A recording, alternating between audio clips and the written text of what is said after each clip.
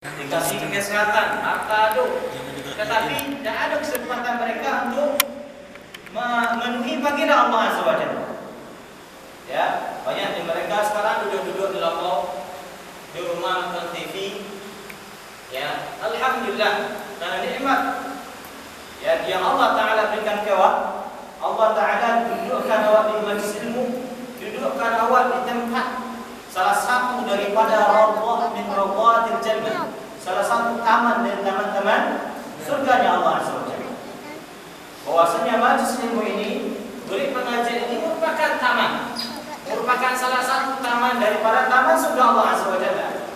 Jadi kalau kita ingin merasakan ba'at tamannya, ba'at rasul taman surganya Allah Azza wa Jalla di dunia ini, maka hadirlah majlis ilmu, hadirlah tempat-tempat pengajian.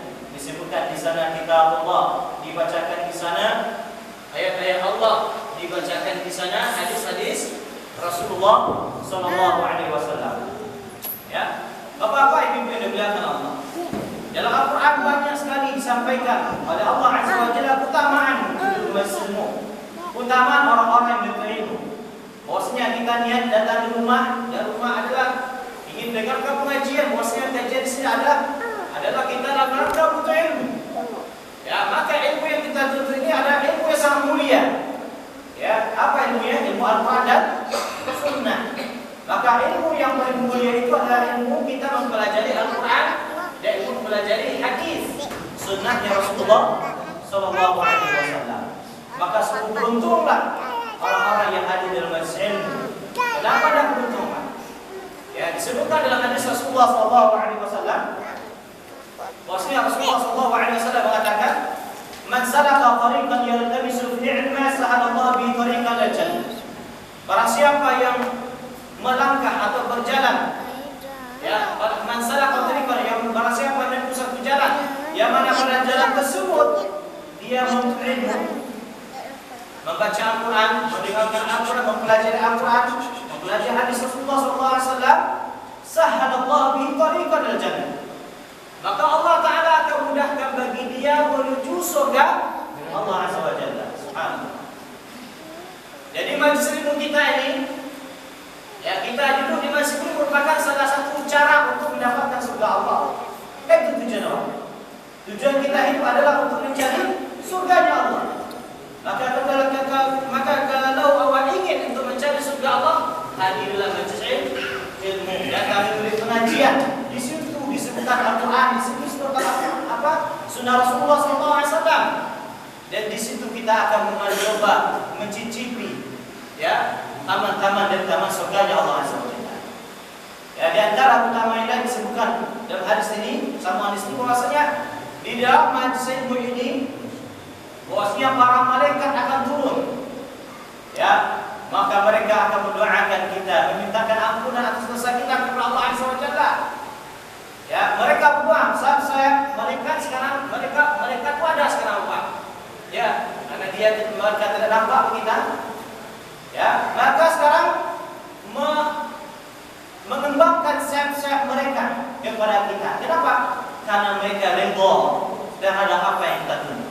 Karena mereka redha terhadap apa yang kita pelajari, yaitu ilmu Al-Quran dan Sunnah. Ya, maka di majlis ilmu ini diturunkan ketenangan, diturunkan ketentraman hati waksana. Kalau mau tanya ibu mana biasanya hati ibu di masjid atau di rumah? Di masjid. Kalau di masjid, di masjid pun diturunkan apa? Sakinah dan tenang hati awak. Ya, begitu juga Bapak Ibu dalam hadis ini sebutkan bahwasanya orang-orang yang mereka menghadiri majlis ilmu, nama-nama mereka disebut oleh Allah Azza wa Jalla di langit. Disebut nama-nama mereka oleh Allah Azza wa Jalla di khalayak para malaikat. Ibu ini sedang mandi jistani, disebut oleh Allah.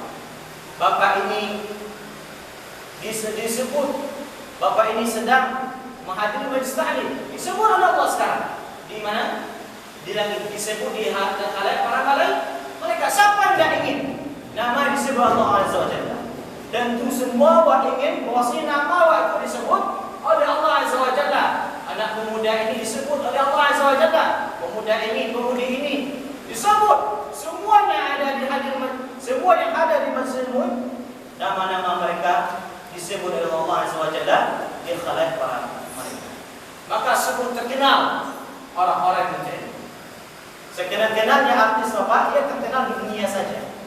Akan tetapi orang-orang yang hadir bersemu, mereka dikenal oleh Allah, mereka dikenal oleh penduduk langit, itu para malaikat. Subhanallah. Ini keutamaan orang-orang yang disebut. Ya, dan juga sampaikan oleh Allah Azza wa Jalla dalam Al-Quran, yaitu dalam surah Al-Mujadalah. Allah Azza wa Jalla mengatakan, yarfa'illahu alladhina amanu minkum walladhina utul ilma darajat. Bahwasanya Allah Subhanahu wa taala akan mengangkat derajat orang-orang yang beriman di antara kalian dan orang-orang yang diberikan ilmu. Maka orang-orang yang diberikan ilmu itu akan diangkat derajatnya oleh Allah Subhanahu wa taala dibandingkan orang-orang yang bodoh. Dan itu juga merupakan utama itu. Di dunia saja, Pak, mana yang lebih terkenal, orang kayu atau orang yang berilmu? Hah? Orang kayu. Mana yang lebih terkenal?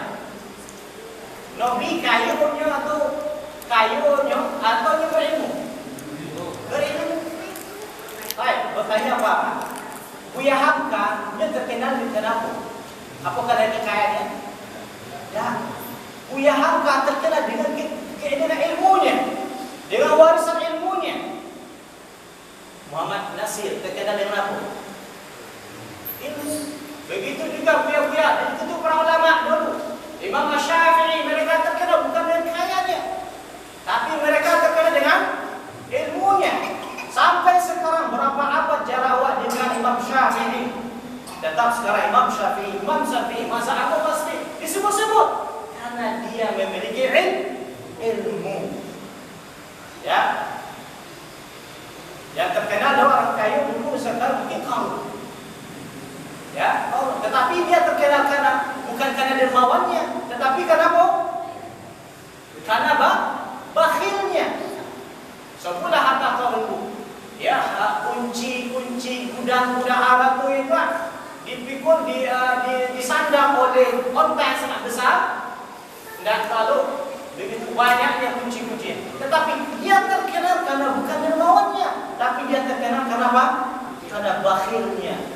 Tidak mau dia sedekahkan hartanya. Ya, jadi Bapak Ibu, orang yang menuntut ilmu dikenal. Baik dia sudah sampai meninggal, beribu-ribu tahun itu akan tetap dikenal.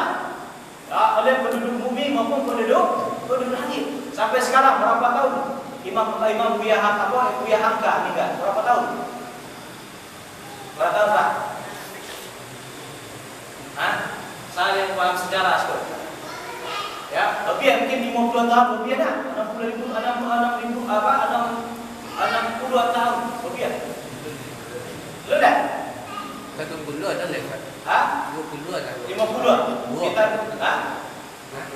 Sekitar 20 tahun. Buya Hamka. Muhammad Nasir. Begitu juga buya-buya yang ada di Bintau dunia. Buya Sumani dan sebagainya. Ya, mereka terkenal dengan ilmu mereka. Sebarkan ilmu mereka. Jadi bapak-bapak, ibu yang dimuliakan Allah, sungguh beruntung bagi orang-orang yang menuntut ilmu, belajar ilmu. Nah, kemudian bapak-bapak, ibu yang dimuliakan Allah Subhanahu wa taala, kita berselawat kepada Nabi kita Muhammad sallallahu alaihi wasallam. Perbanyaklah kita berselawat kepada Rasulullah sallallahu alaihi wasallam.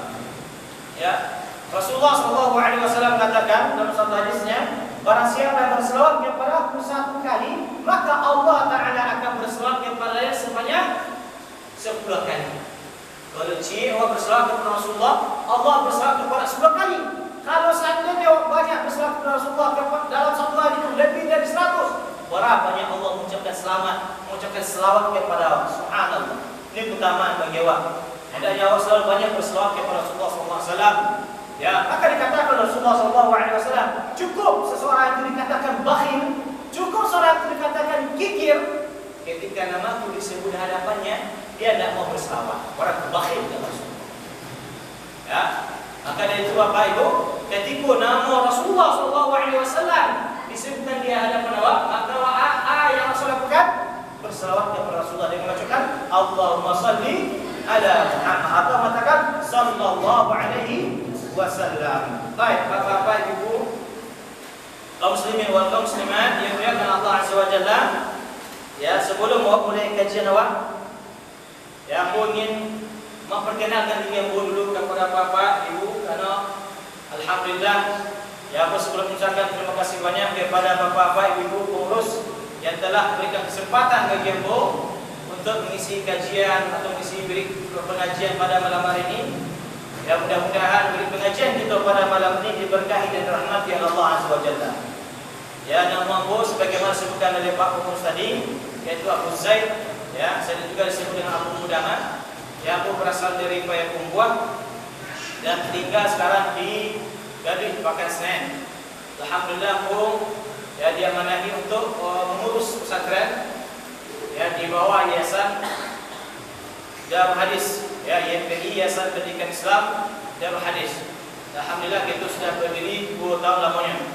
Ya, sekarang program kita ya sudah bisa bangun masjid. Alhamdulillah, sekarang ada pondok pesantren dalam tingkat TK, Bapak Ibu. Tingkat TK pesantren yang bergerak atau yang berfokuskan dalam menghafal Al-Quran, tahfidzul Al-Quran. Alhamdulillah, mulai awal sekarang alhamdulillah komplit 28 orang untuk mereka.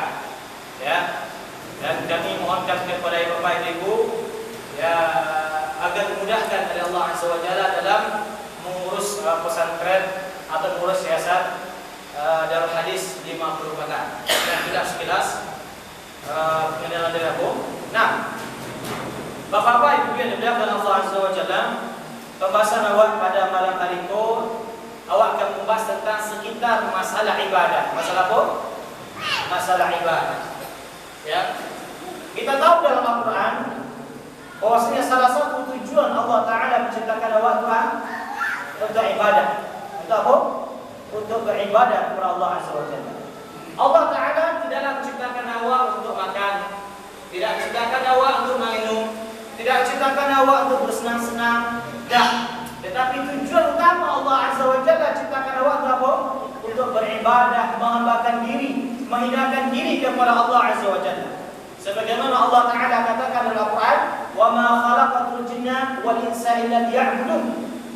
Dan tidaklah menciptakan jin dan manusia kecuali supaya mereka hanya beribadah kepada, ya, menghinakan diri kepada. Jadi itulah tujuan Allah Taala menciptakan awak. Ya.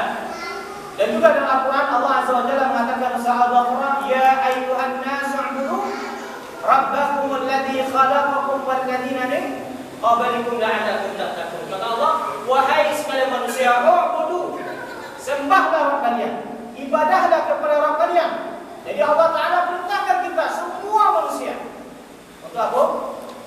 Untuk beribadah kepada Rabb kita. Kenapa? Karena Allah lah yang telah menciptakan awak. Allah Ta'ala telah menciptakan awak dan juga telah menciptakan orang-orang sebelum kita. La'allakum tattaqun, mudah-mudahan kalian menjadi orang-orang yang bertakwa. Itu tujuan. Ya, dan juga kenapa awak disuruh oleh Allah Ta'ala untuk beribadah, menghambakan diri kepadanya? Karena Allah lah yang telah alladzi ja'ala lakumul arda firasya, yang telah menghamparkan bagi kalian bumi. Ya, kemudian telah menjadikan langit bagi kalian sebagai binaan, sebagai bangunan. Wa anzala minas sama', kemudian Allah Taala turunkan kepada kalian air dari apa? Dari atas, dari langit.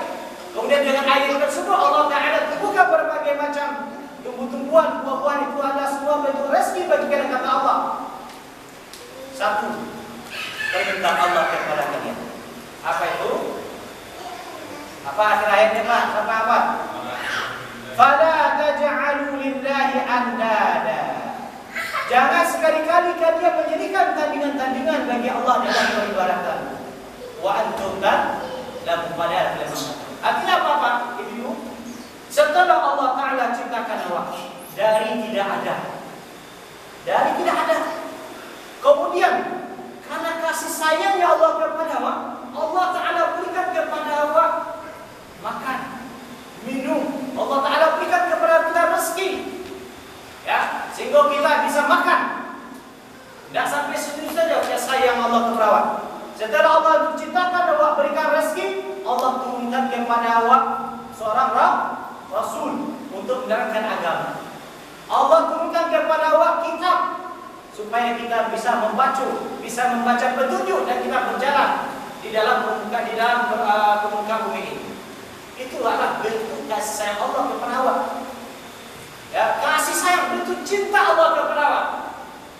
Ya, maka dalam hadis dikatakan, ya ibadi, wahai hamba-hambaku, dahulu kalian adalah arim, kalian umum dalam keadaan telanjang. Sekarang aku telah berikan kalian pakaian. Telanjang dulu, lahir dalam telanjang. Ya ibadi, wahai hamba-hamba kullukum dhalun, kata Rasulullah. Bahwasanya setiap kalian dahulu lahir dalam keadaan sesat, tidak tahu apa-apa. Ada orang lahir langsung jadi tidak ada, dalam keadaan bodoh. Ya, maka aku berikan petunjuk kepada kalian. Ya, maka berikanlah petunjuk kepadamu, maka aku tunjukkan kalian. Jadi bapak-bapak yang dimuliakan Allah, sungguh banyak nikmat yang Allah Taala berikan kepada awak. Allah berikan kepada kita malaikat apa? Rasul. Dan Allah berikan kepada kita ayat Al-Quran. Inilah perbedaan awak dengan binatang. Kalau binatang, bapak ibu, setelah Allah ciptakan, Allah berikan rezeki, apakah mereka punya malaikat? Punya Rasul? Tidak ada. Ya, dibiarkan oleh Allah Azza wa Jalla, terserah mereka. Tetapi itu diberi aturan oleh Allah Subhanahu wa taala dalam hidup. Tidak boleh kalau awak saja itu. Ada aturan-aturan yang harus dilakukan dalam hidup. Ya, begitu juga. Ya, ketika Allah Subhanahu wa taala telah berikan berbagai macam nikmat tersebut, apa minta Allah kepada sembahlah Allah semata, ibadahlah kepada Allah Azza wa Jalla. Tak boleh melakukan kesyirikan. Itu perintah Allah. Yang pertama, wa'budullah wa la tusyriku bihi syai'an. Sembahlah Allah dan jangan kalian menyekutukannya. Maksud menyekutukannya, ketika aku telah ciptakan kalian, sembahlah aku semata, jangan kalian sembah kepada lain. Aku saja yang harus kalian sembah. Aku saja yang harus kalian minta berdoa kepada aku. Tidak boleh berdoa kepada lain. Aku saja yang kalian harus minta pertolongan kepada aku. Tidak boleh kepada lain. Nah, jadi tugas awak bapak ibu, awak diciptakan ke Allah untuk beribadah. Nah, timbul pertanyaan kepada bapak ibu, apa yang maksudnya ibadah? Bapak, ibu, dengan ngantuk ibu, dengan ngantuk. Tidak bapak, sebut tidak. Baik, apa yang maksudnya ibadah? Awak lama wae. Awak beribadah. Sekarang bertanya, apa yang maksudnya ibadah? Apa Pak? Menghambakan diri kepada Allah. Ada yang jawab lain? Ya, nah, secara bahasa yang maksudnya ibadah adalah tadallul, menghinakan diri kepada Allah Azza wa Jalla. Khudu', tunduk kepada Allah Taala. Patuh kepada Allah Subhanahu wa taala. Ya, jadi itulah makna daripada ibadah. Adapun makna ibadah yang dikatakan definisi ibadah secara istilah sebagaimana dikatakan oleh Syekh Islam Ibnu Taimiyah, dia mengatakan bahwasanya yang maksudnya ibadah itu adalah ismun jami' li kulli ma yuhibbullah wa yardah min aqwal wa af'al al-zahir wal batin. Ya, bahwasanya ibadah itu adalah setiap perkataan, setiap perbuatan itu dicintai dan diridhai oleh Allah Subhanahu wa taala. Baik yang nampak maupun yang tidak nampak. Itu maksudnya ibadah. Sekali lagi, jadi ibadah itu apa? Setiap segala sesuatu yang kita ucapkan dan setiap segala sesuatu yang kita lakukan dengan anggota badan awak, dan itu dicintai dan diridhai oleh Allah Azza wa Jalla. Kalau tidak dicintai perbuatan yang dilakukan, apakah maksudnya ibadah? Tidak. Kalau tak diridhai oleh Allah Azza wa Jalla, perbuatan yang orang lakukan, apakah itu sebenarnya ibadah? Tidak. Jadi yang ibadah itu apa ibu? Adalah sesuatu yang dicintai dan diridhai Allah. Ibu bertanya, di mana awak tahu itu ibadah itu dicintai dan diridhai oleh Allah? Dari hadis. Ya, dari mana? Bapak, ibu, tanya bagi ibu, di mana ibu tahu kalau seandainya perbuatan yang ibu lakukan, ucapan yang ibu lakukan itu dicintai dan diridhai oleh Allah? Di mana tahu?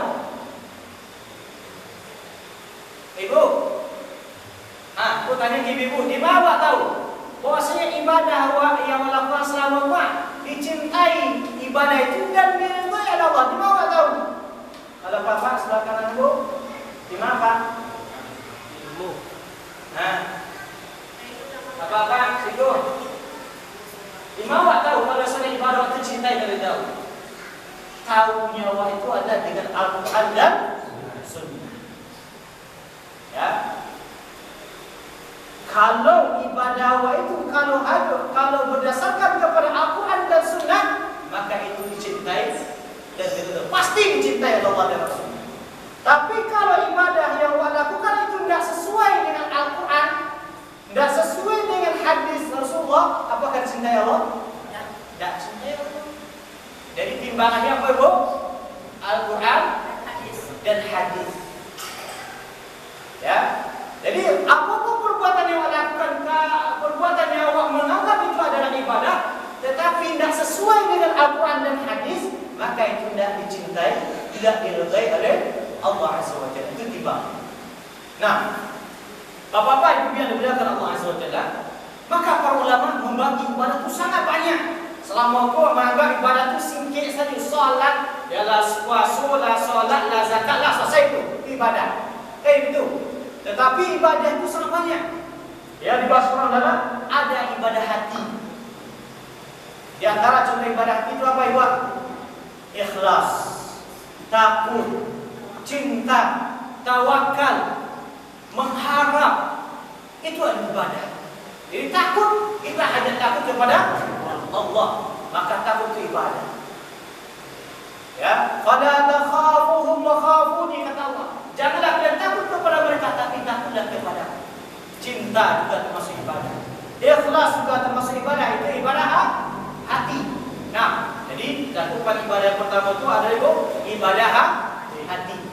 Nah, kemudian yang termasuk dengan ibadah selanjutnya adalah ibadah aulia, ibadah perkataan. Contohnya zikir, membaca Al-Quran, berdakwah, mengajarkan ilmu, itu juga termasuk ibadah. Banyak ibadah.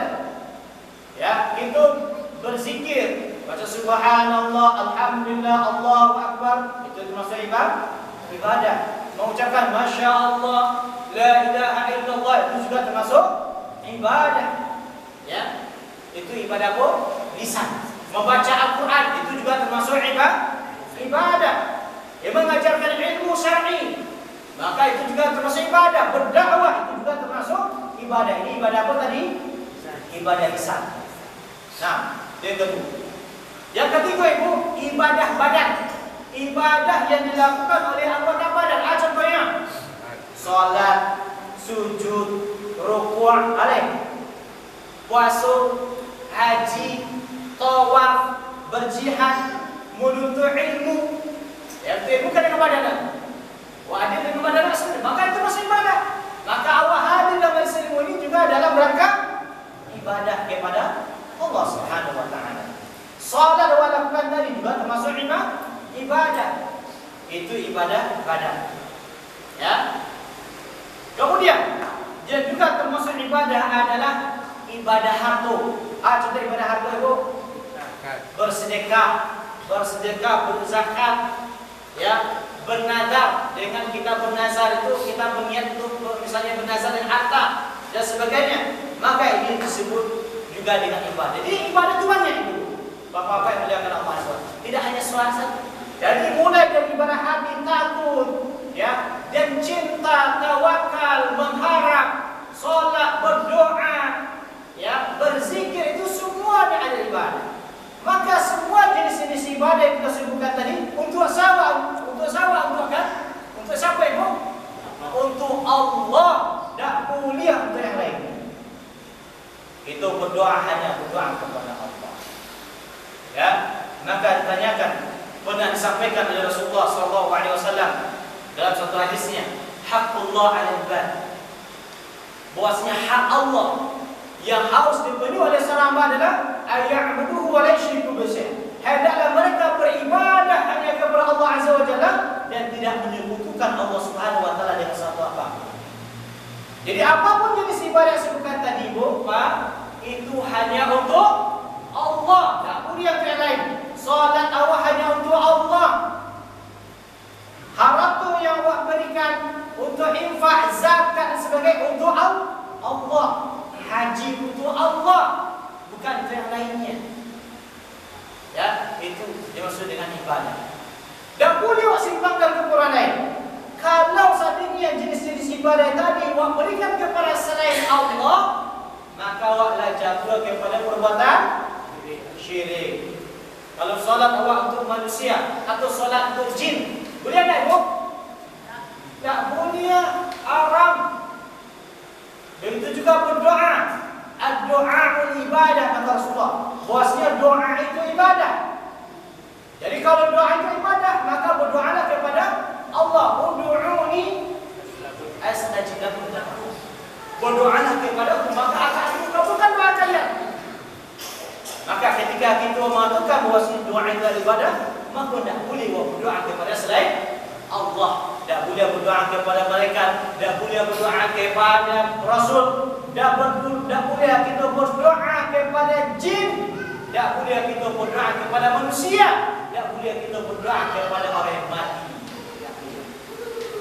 Ya, kalau saya berdoa kepada mereka, berarti awak telah jatuh kepada perbuatan syirik. Allah Azza wa Jalla mengatakan, "Inna syirka la dzulmun 'azim." Sesungguhnya kesyirikan itu merupakan kezaliman yang sangat besar. Balik katakan zalim, Bapak Ibu. Kenapa syirik itu dikatakan zalim? Zalim itu hanya zalim. Nah, berbuat adanya. Jadi kalau orang dalam berdoa kepada selain Allah, berarti dia telah menzalimi Allah. Baik menzalimi Allah karena sesuatu yang ibadah itu hanya untuk Allah, kemudian dia berikan kepada yang lain. Itu zalim namanya.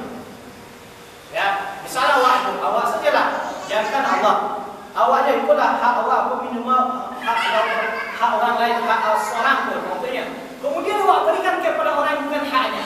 Itu namanya zalim. Adanya. Begitu juga Allah itu.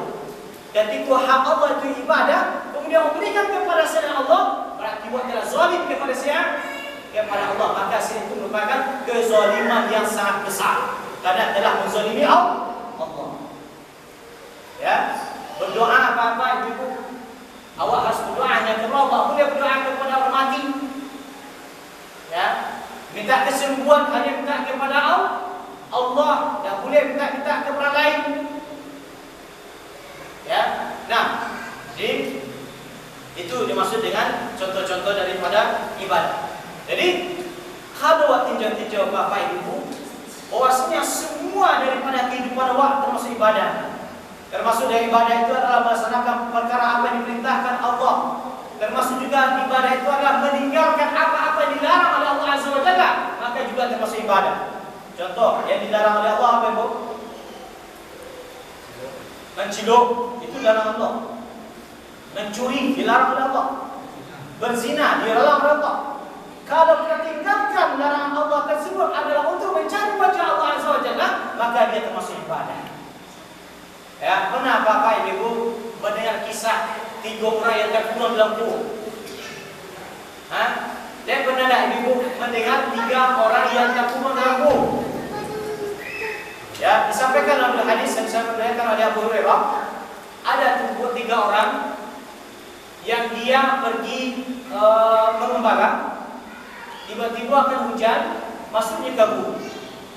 Ya, setelah masuk ke gua tersebut, tiba-tiba ada batu godang yang jatuh dari gunung menutup pintu gua tersebut. Tertutup mereka dalam. Bingung, sudah berusaha untuk mendorong batu godang tersebut, tidak bisa. Maka masing-masing mereka meminta wasilah kepada Allah Azza wa Jalla dengan amalan soleh mereka. Yang pertama, ada seorang laki-laki yang dia berbakti kepada kedua orang tuanya. Kecilnya, ya Allah, kalau seandainya berbuat bakti tersebut atau berbuat baik kepada orang tuaku adalah merupakan amal soleh, maka bukankah buat batu besar ini?